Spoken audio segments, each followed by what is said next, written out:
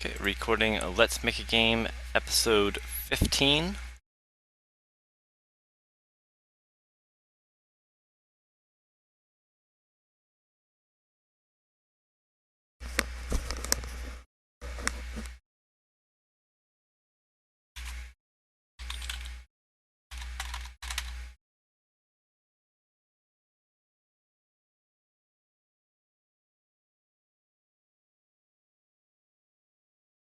Okay, recording in 3, 2, 1. Hi, and welcome to another episode of Let's Make a Game. This is episode 15, and we're making. Need to retry this. 3, 2, 1. Hi, and welcome to another episode of Let's Make a Game. We're making Off and On a Game, a simple light toggling puzzle game, and this is episode 15. Each episode is 1 hour long, and there are a total of 25 episodes. This represents a 25-hour budget for making the game. The focus on this project is as much on the technical development of the game as well as the organizational scoping and estimating of tasks, trying to project how long the things that we are going to do will take and how much we have time to finish as we draw closer to the end. We are through now about 3/5 of the total project. So more than halfway. We've gone a long way from a prototype in our first hour to a much more complete and polished nearing version that we now have up on the Google Play Store for beta testing, but not yet publicly released. And now we're doing level creation intermixed with finding what more things we can add to make the experience of the game more smooth. So in the last episode, we focused on creating feature graphics and screenshots for the Play Store registration, adding a back button to the level select, and adding in a sort of tutorial mode with hint spaces that sort of help the users or the players learn how to play the game from the first couple levels. And from some of the playtesting that was done in that work, we identified the need for both a reset level button so that if somebody gets stuck on a puzzle, they can start over and try again. And also, the idea of adding a certain number of moves that each puzzle should be completed in, and that will help to frame the challenge of each level and also keep the player from veering off the original puzzle, which is a problem with the type of puzzle that we have. So we're going to get started, and we're going to move straight into that first task of adding a move counter. And we'll show one of the levels here and how the move counter would work.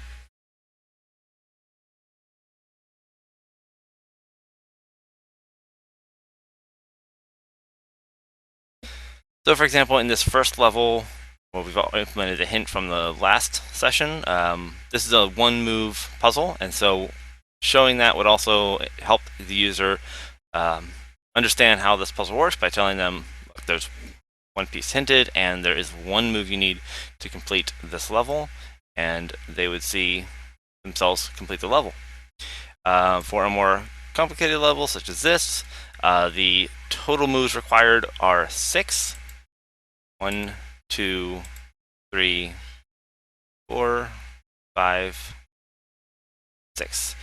The reason that we want this countdown timer is that on a level like this, somebody could try these hint ones, and then they could go ahead and kind of get lost and start just being a little random. And at this point, they have now changed the board so much that if they solve it, they're not solving the original puzzle. And that's the problem we want to get away from. But to do that, we need to make sure that we put a cap on how far from the original layout they can go. So I think this move counter is going to be about right here. And we're going to get started adding that.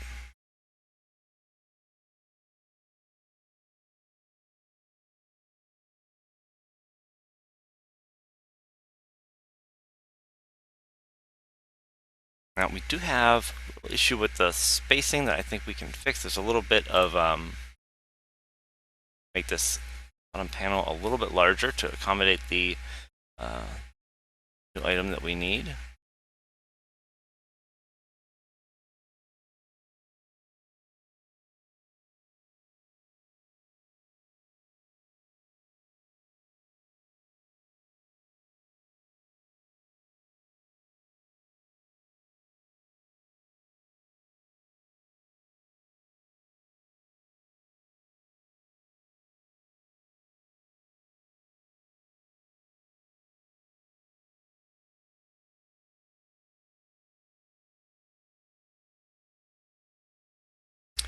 add a little more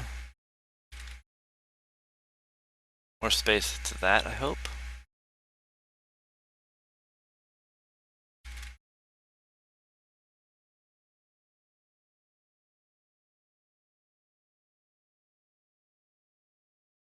We're also going to move our level editing controls, which are only for ourselves. We're going to move these completely out of the way of the bottom there, since they're just intended for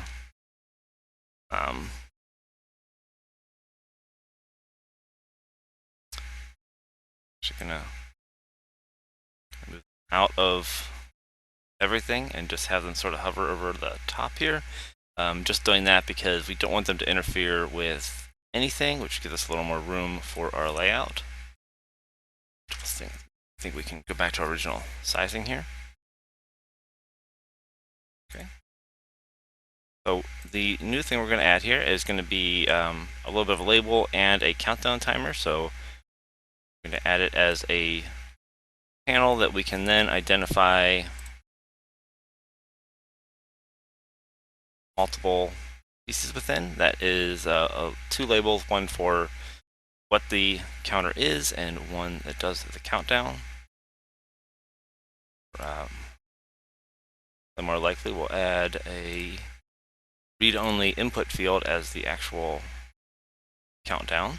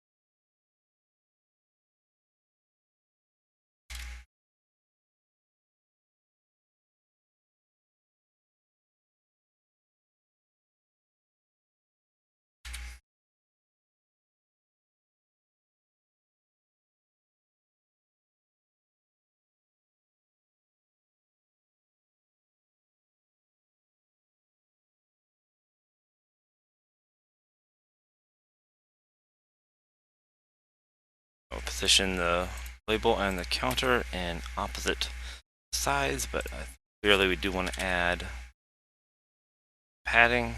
So we're going to do that here. Add that to both.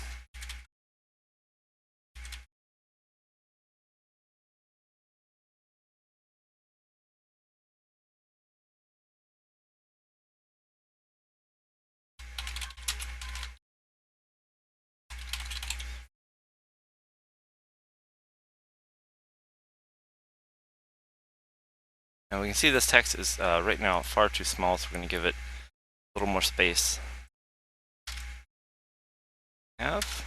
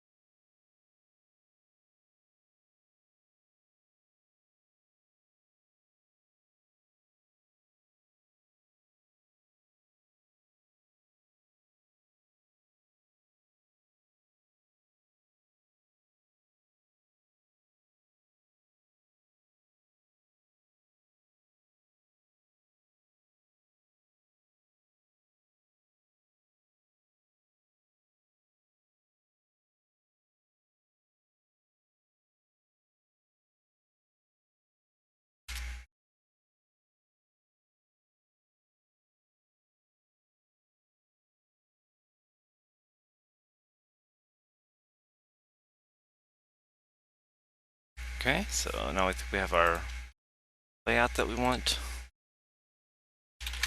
Going to name our new component, our new object here.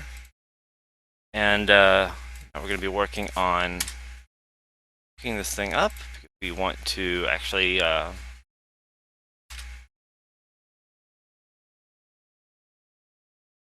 implement this within each level. One of the first parts of this is we'll want to make sure that when we are editing the levels, we can set the correct number there. So we're going to look at where the levels are currently saved so that we can add that.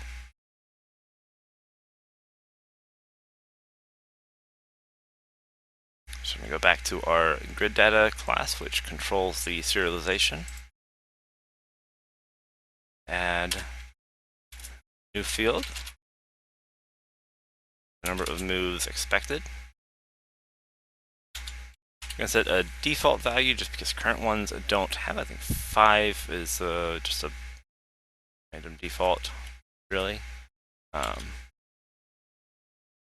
back to a level editor and add that data.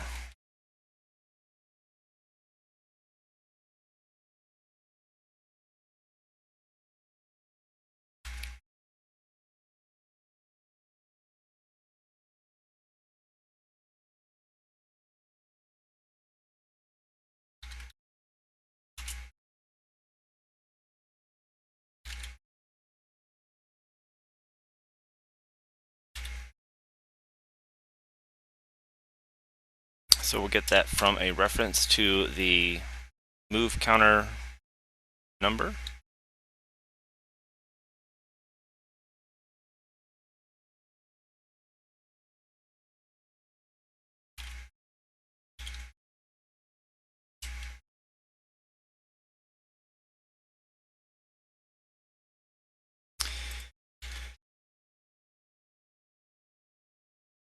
Now, if we run this and load up the first scene, we'll be able to edit that moves remaining and save the level to see that it updates.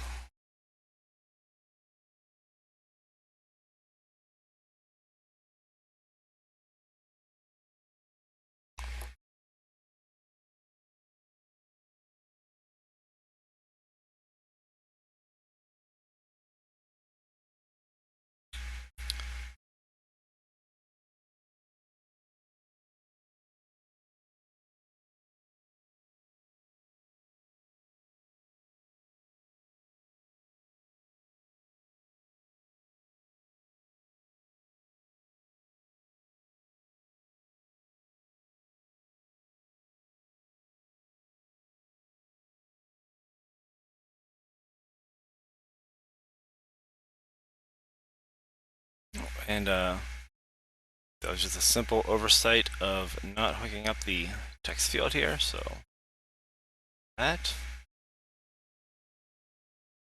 Okay. But we weren't able to get the level number, or the moves number for saving the level, so we'll try this again. Once we get this right, we'll need to go through the existing levels and decide on a number of moves for each of them. The first couple will be kind of strictly capped, especially to sort of guide the user to the correct way to solve each puzzle. After that, we'll give a little more leeway so that mistakes can be made and they can find their way around.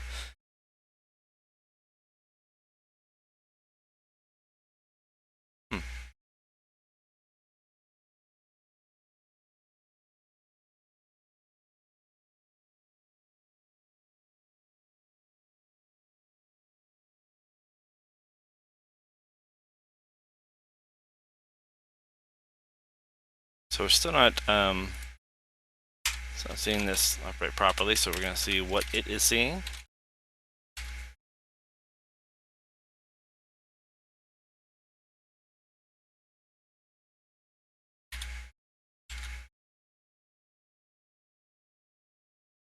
Yes, Kalen.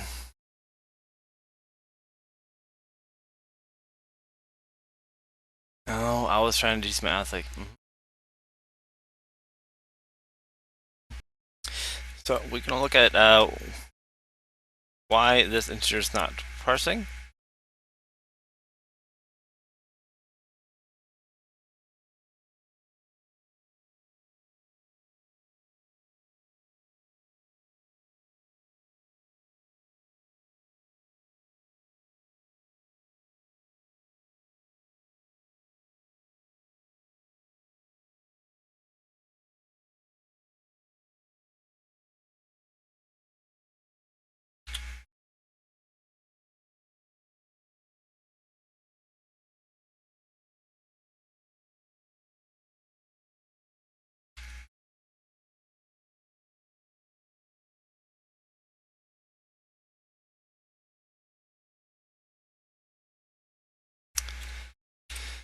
And we're looking at the wrong line entirely the whole time. The problem wasn't the new field we're adding, but the existing one.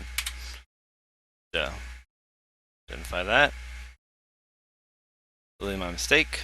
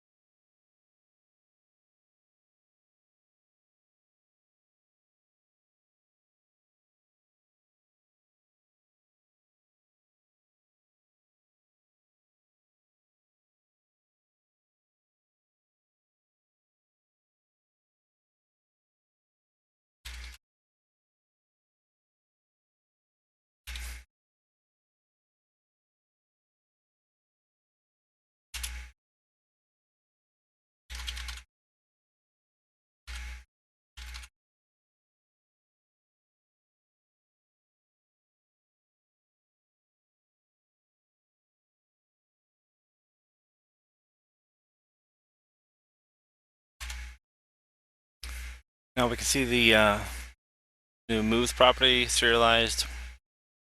And with that serialized, we'll work on the deserialization, the loading of levels. And take a look at that now.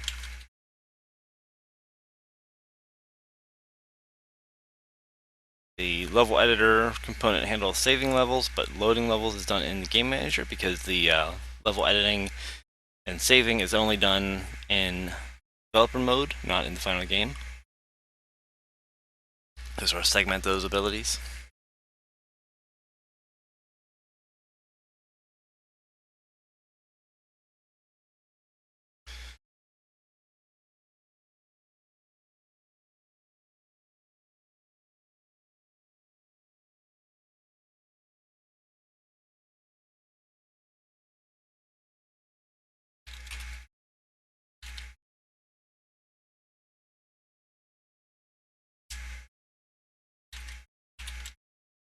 Add a new reference to the countdown time, or to the countdown in the grid, so that we have a way that we can invoke this, and also something that can control the countdown.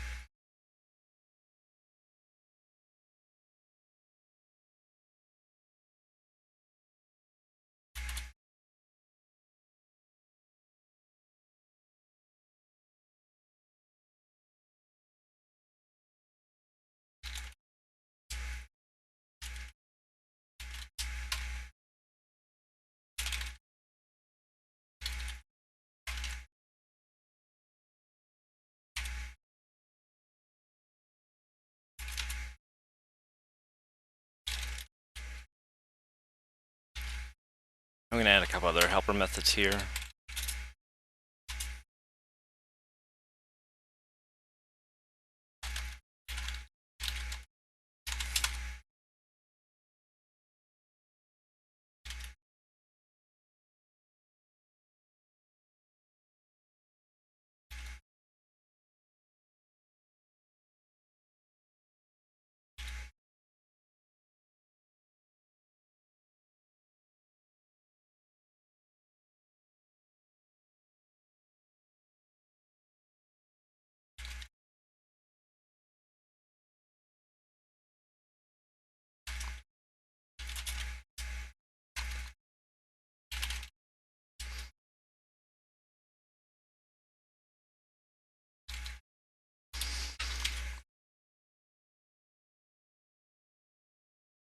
Yes, Galen.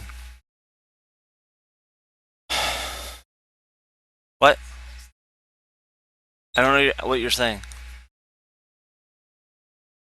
THX.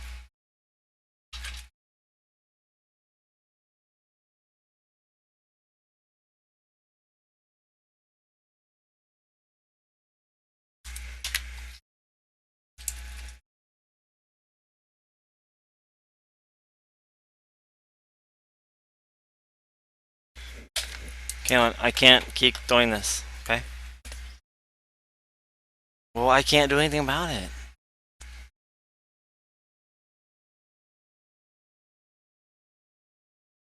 Go check. But I gotta finish this, okay?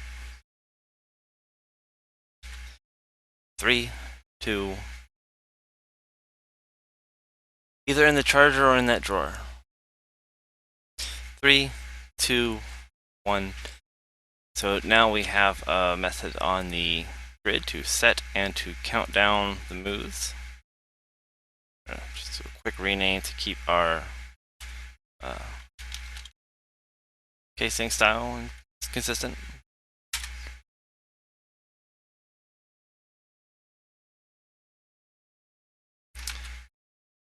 Now we're going to set up that reference that we've added to the grid.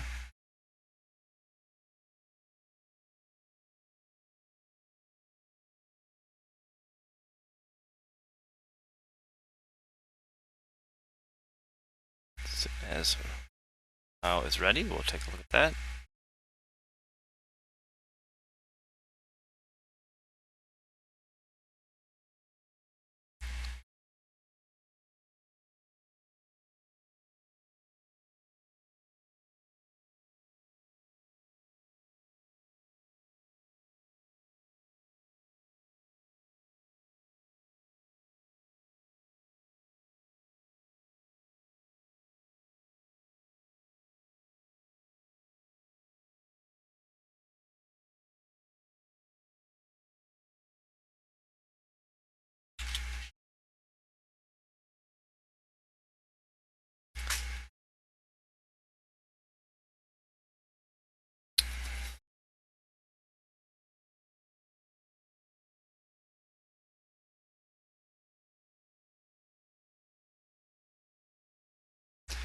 I'll load this level, see if it works. It didn't set the counter as we expected, so we'll take a look at may have been.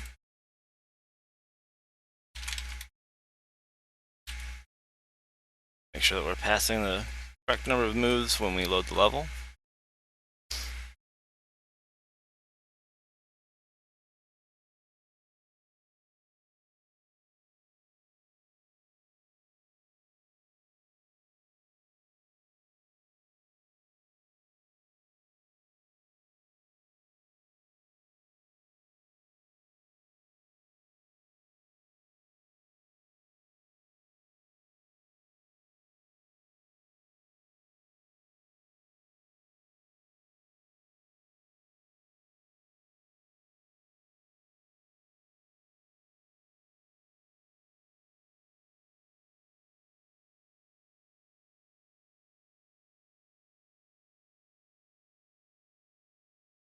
Okay, we are passing the right thing, which means that we're just not updating our label properly.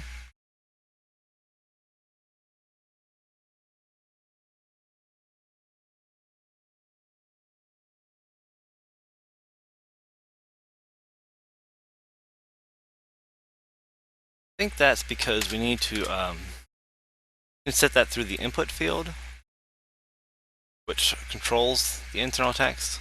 So that's some mistake on my part that we'll correct pretty quick here.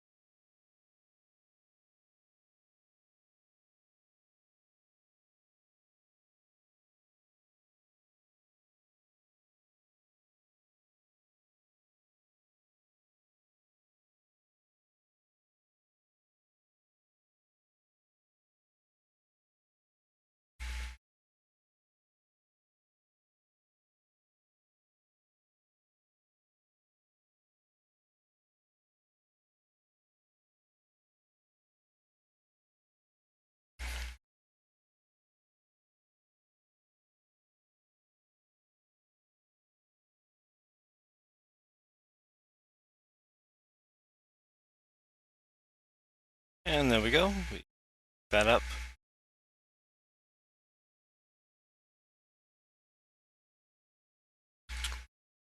And now that we are saving and loading the move counter,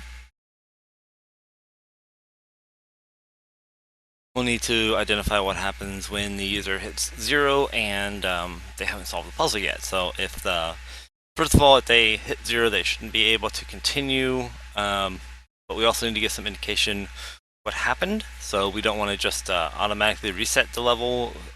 We need to give some kind of message or notice to restart. One of the one of the other tasks that we have is a reset level button. So I think we're going to kind of lump these together and add this button now. The reason being that we can then direct the user to that reset button when the move counter hits 0, lock the grid so they can't otherwise interact with it, and kind of combine the different things that we need to get out of these two tickets together.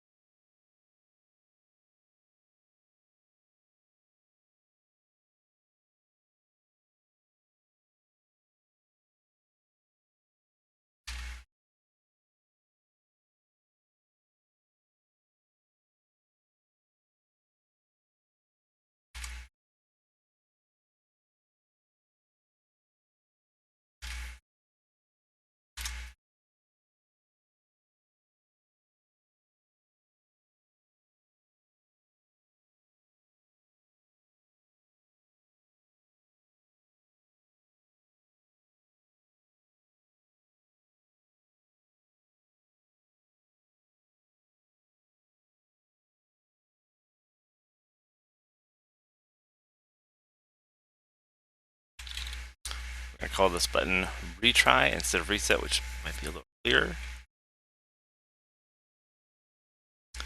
And we want to make sure that they know that they're supposed to need a way of identifying when they need to retry because they have failed the challenge. To do that, we're going to add that same hint graphic that we used for the... To do that, we're going to try the same hint graphic that we used for the hint spaces. The finger pointer right here.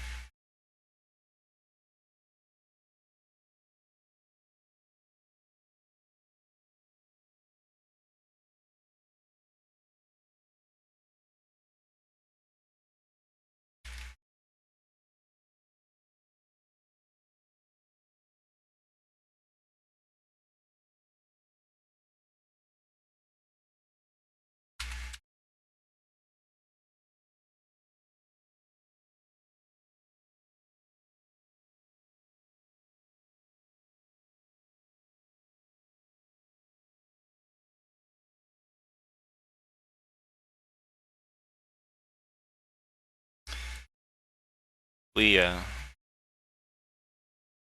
this pivot right here at the fingertip, then we can use that to position it just as we need. We're also going to take this and try to apply the same animation we use on the hints. So we're going to go ahead and take a look at one of those. Just going to copy this component directly.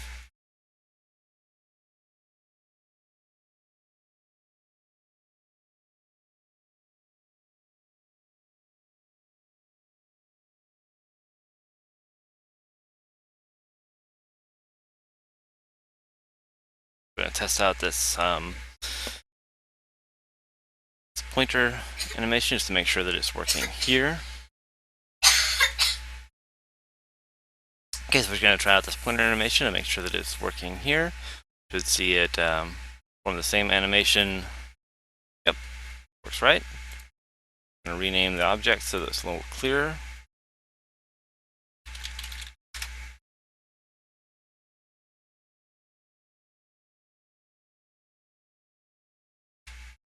And now we're going to wire this all up so that we can enable that pointer whenever the moves hit 0. And to do that, we're going to add a second reference to the grid to point to that pointer.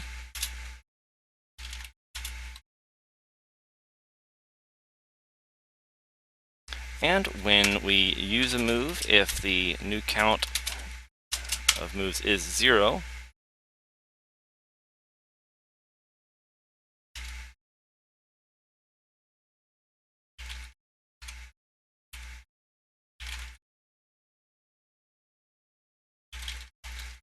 we'll turn that on.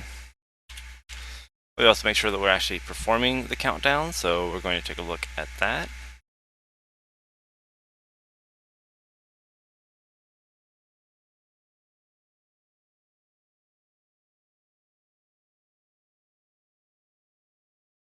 So right now that happens through the grid cells themselves in their toggle method.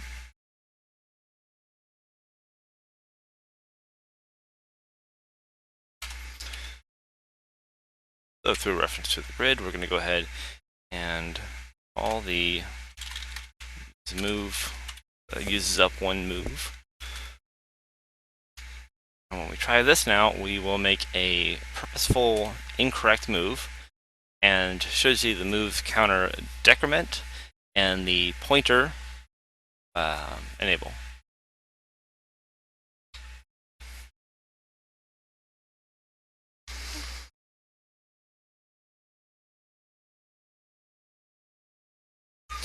We do need to set up a reference that we created on the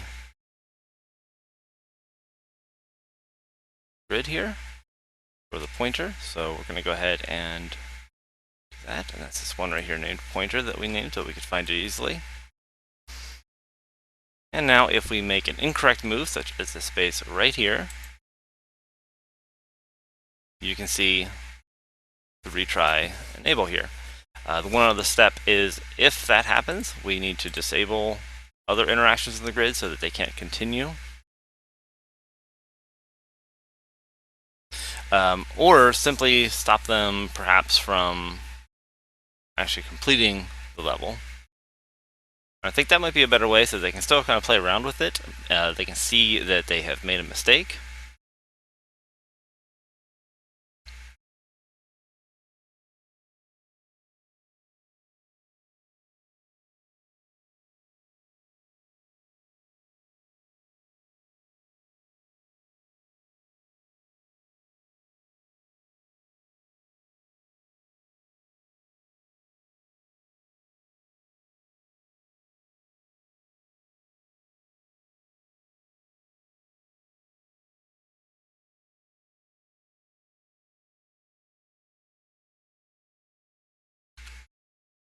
Okay, so another thing I want to do just to make the failure case look a little more obvious to a player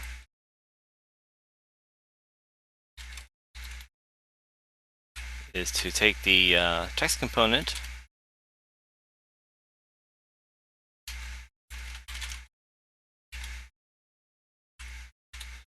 and just make that text red as soon as it hits 0. Also means when we reset the number, we want to make sure that we properly set it back to black. And then the one more thing is that the isComplete check will always check if the current move count is incorrect. So once they hit 0, they're still allowed to get it correct because that may be the last move that made it correct. So essentially, as long as moves is not negative, then they shouldn't be able to lose.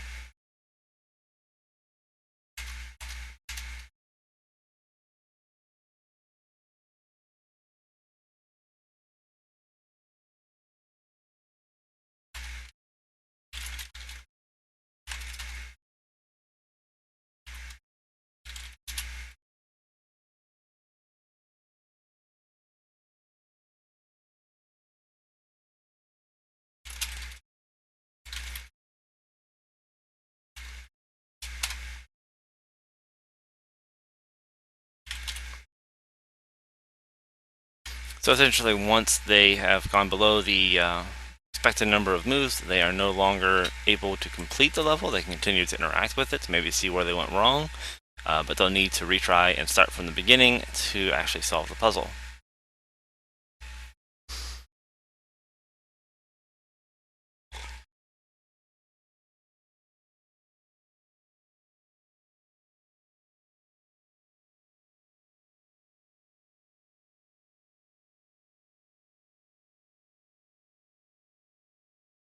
So we're going to try that, and this works out, or if we have a couple other small tweaks to make to get this to work right, we're going to move forward with going through the existing levels we've created and setting a move count for each of them. Now we should see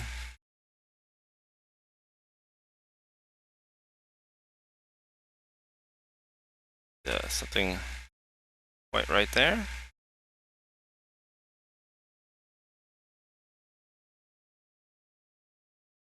Forgot to set the reference here.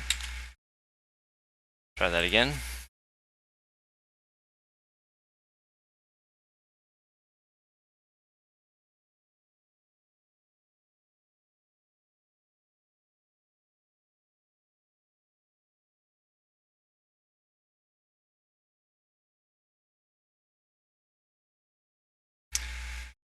There we see the red count, the indication to the retry button.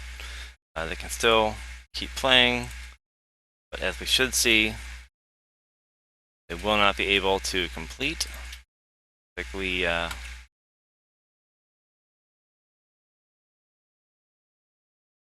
so the call to set moves here is actually resetting the color. What we really want to do is set the color based on the value that we set it to. Otherwise, we're going to change it back and we'll only set it to red at exactly 0, and that's not correct.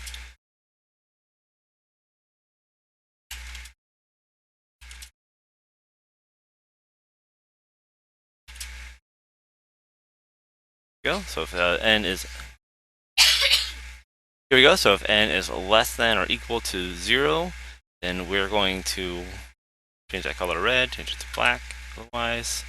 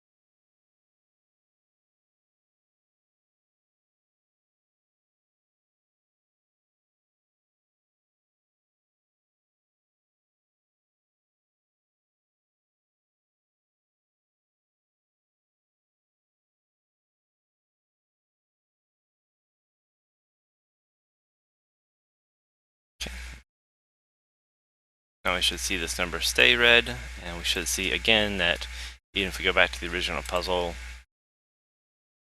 we're not able to actually complete it. We did not, however, actually hook up that retry button, so that is a final step that we're going to need for this stage. Let's get back to that.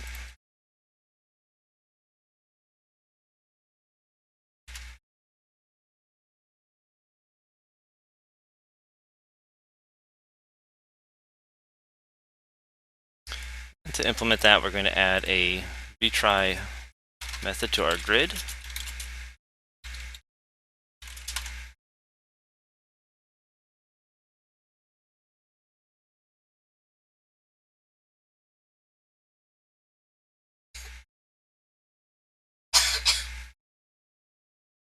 Okay, so we're going to put this retry method, and that is going to reset everything according to the current level.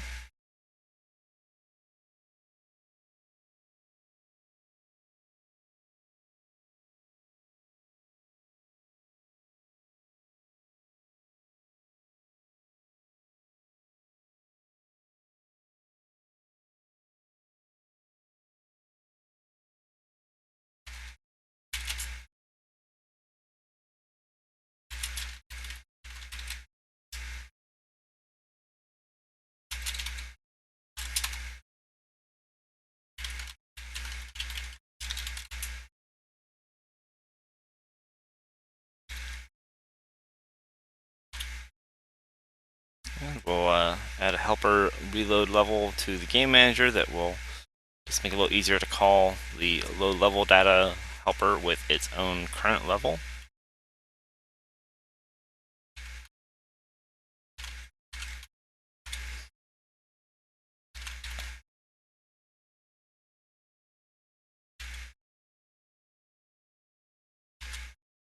And we just need to wire up the retry button to that new method.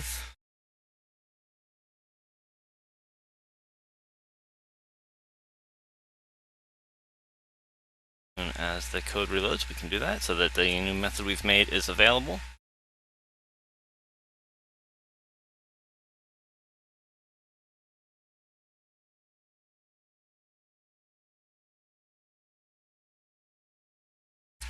The control, so that was retry.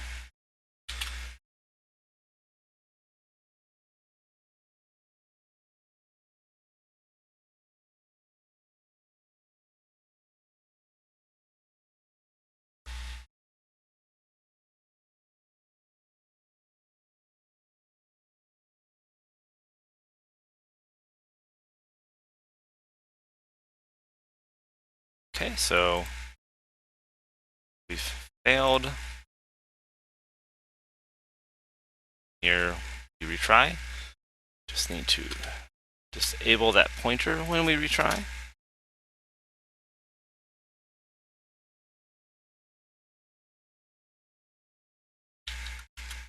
Okay, so I think now we can start walking through levels and setting the move counts for all of them. Just load that code so that we can go in the current version and step through each of the levels. I believe we have 10 now, so from this first one that's 9 more, that should go pretty quick because they should all be pretty straightforward what the counts should be.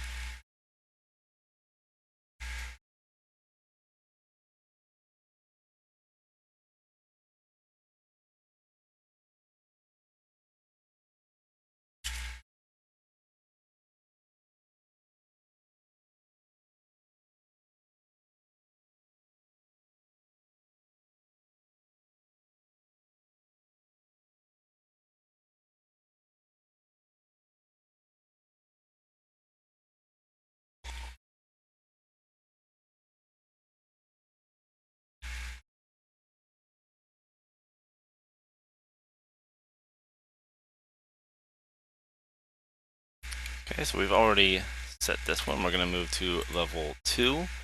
This is a 3-move level, so that. Level 3 is a 6-move level.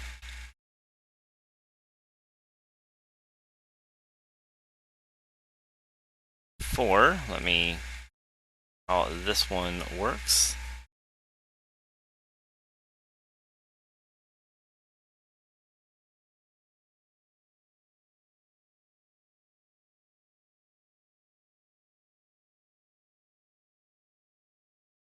It was 1, 2, 3, 4, but I'm going to give this 5 because we want to start to give the user a little bit of leeway now that we've kind of gotten past the training.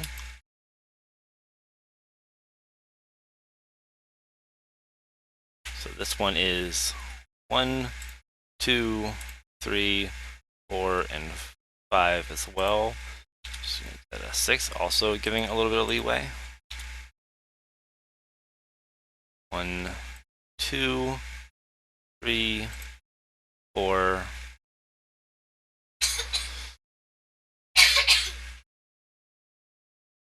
Let's see. So we're gonna make that one. Make that one 5. Every once in a while, we'll give one with a little more constraint.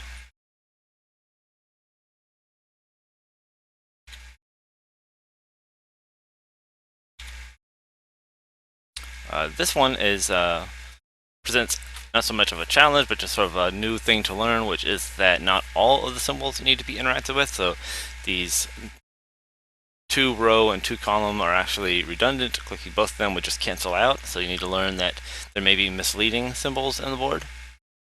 This would be 1, 2, and 3. A very simple one. Since it is teaching something, we're going to keep the number of moves to 3.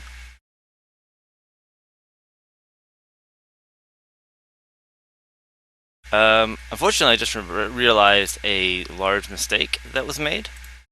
Unfortunately, since we were stepping through to see how many moves the level took, and then saving our move number, we were also saving over the previous version of the level. Definitely messed up on that. So here we're going to reset our levels.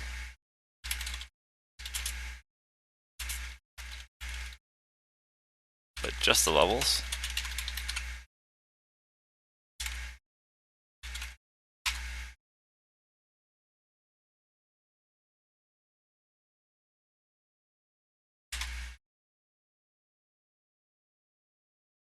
Okay, so be a little more careful walking through that. I think all we'll need to do is hit the retry button before we save.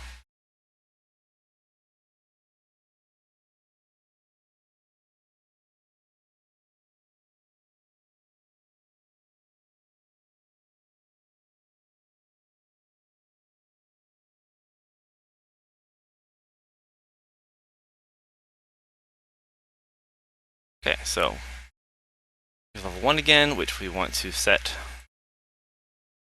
to 1.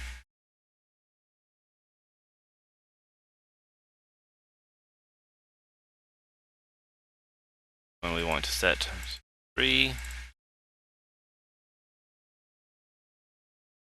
And make sure that we're always saving the initial state of the level.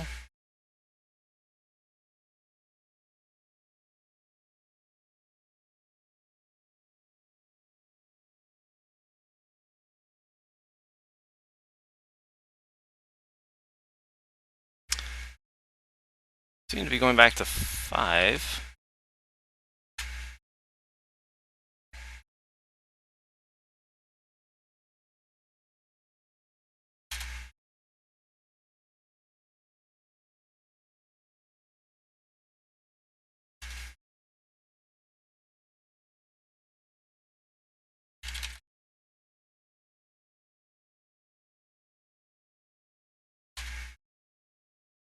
So it looks like we are saving these properly, but I think something happened that we're not setting the label proper right now. So we're going to take a look at that quick and see if we can sort it out.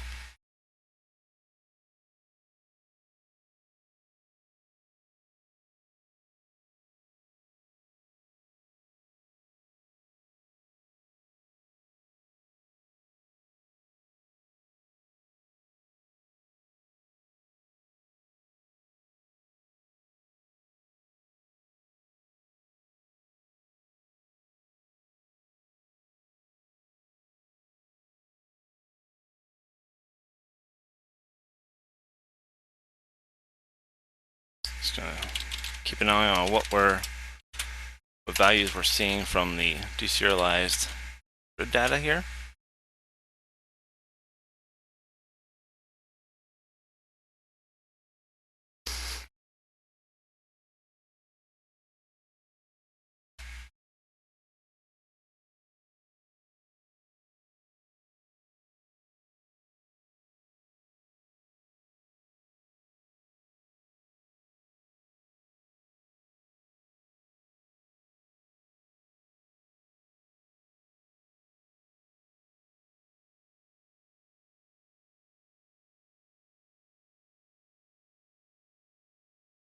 Now it seems to be working fine, so I'm not sure why.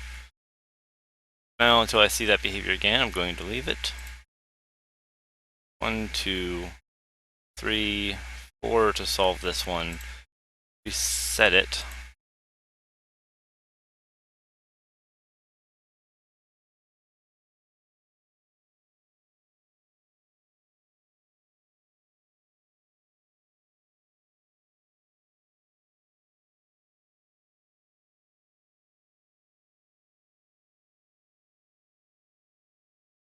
I think I have an idea what's going on. I'm going to move forward, and I'm going to assume that once a resource of the level data is loaded, I think Unity is sort of caching that and not rereading it. So once we've loaded the initial without a set move number, we're getting that same copy back even though we save a different one.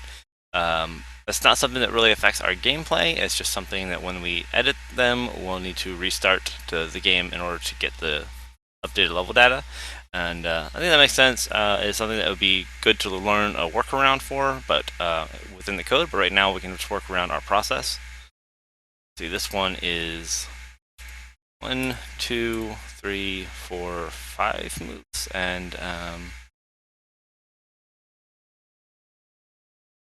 save that default number. That'll work fine. This one I think was 4. 1, 2, 3, 4, 5 actually. So we're gonna save that as well. 7 was 1, 2, 3. I'm gonna make that string here. 8 was different. So 8 was 1, 2, 3, 4, 5, and 6.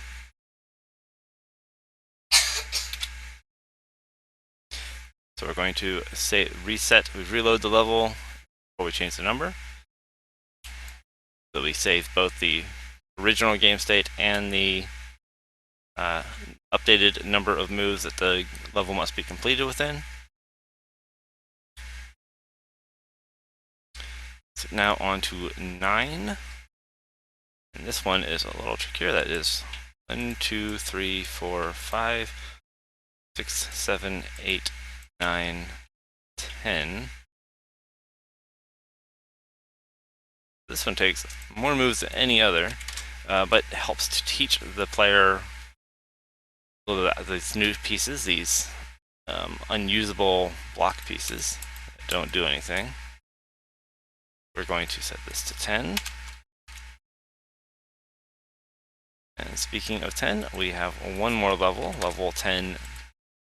Problem with this one is I have realized that I made this puzzle and then cannot remember how to solve it, so we're going to try that right now. It's 1, 2, 3, 4.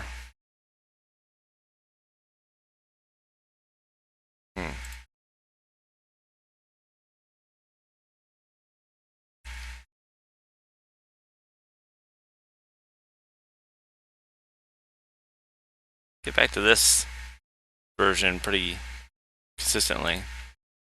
1, 2, 3.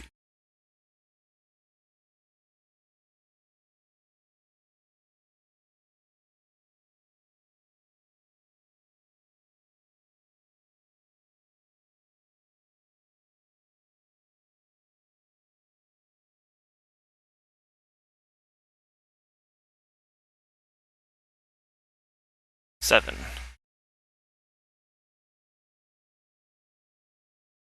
Might move this puzzle to a little bit later in the progression, just because it actually did turn out to be a little more difficult.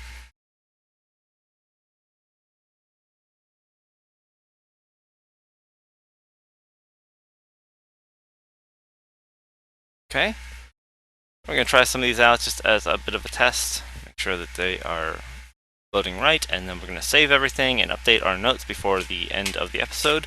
I think that we're going to tie everything off with a neat bow at the end of the hour, which is always a good feeling.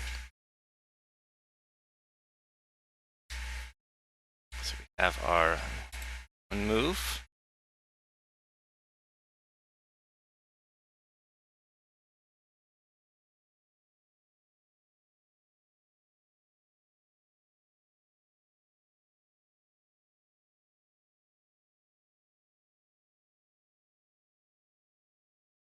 That didn't seem correct, so we're going to take a look at some more.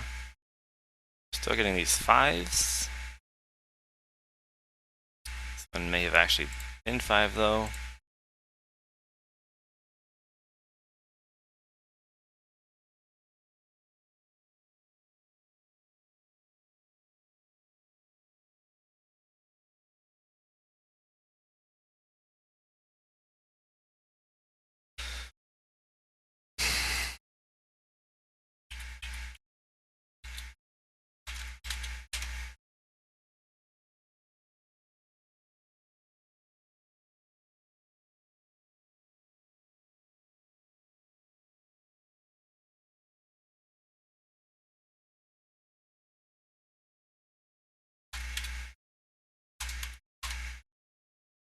So definitely recording the right numbers, and I'm not wondering if there's even more caching down on these resources than I might have expected, but I don't think so.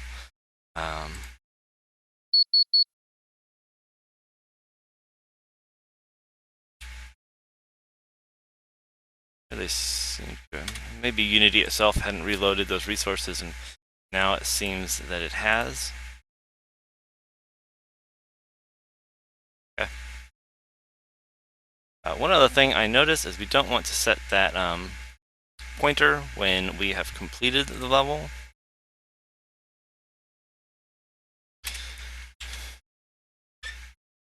So right now, every time something is toggled, we both decrement the count, which will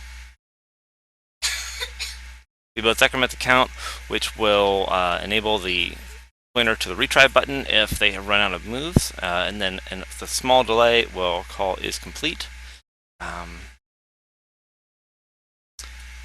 Over here, I think what we want to do, essentially,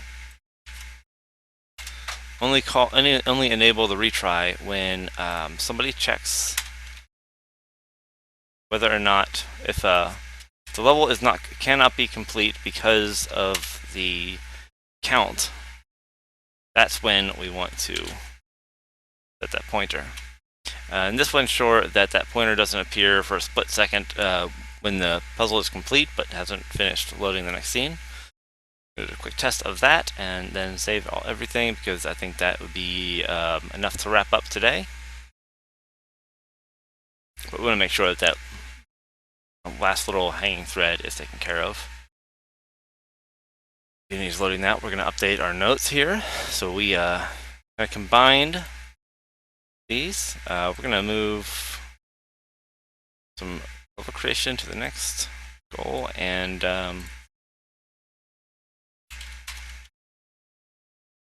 shift these down. Still trying to space these out.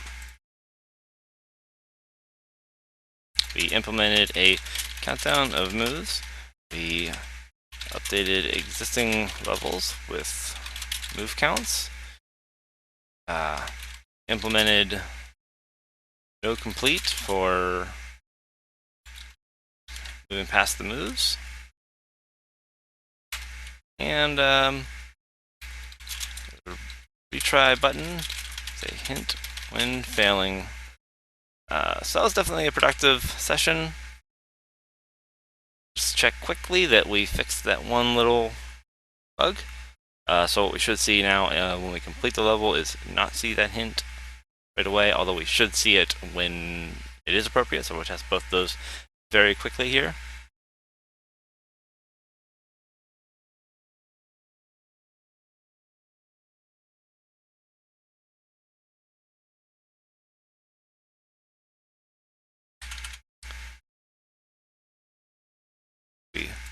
We're only setting it right now and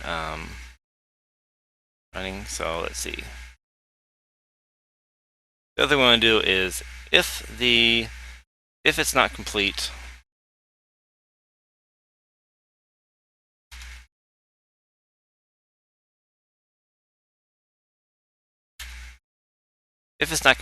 and the moves are exactly 0, we'll enable then as well.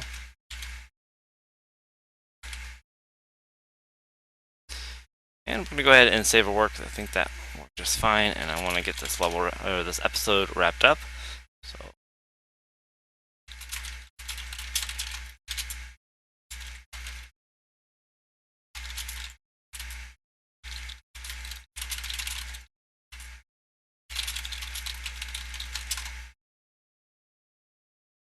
okay, and just demonstrate that. We're just slightly over by a couple minutes, but that's fine.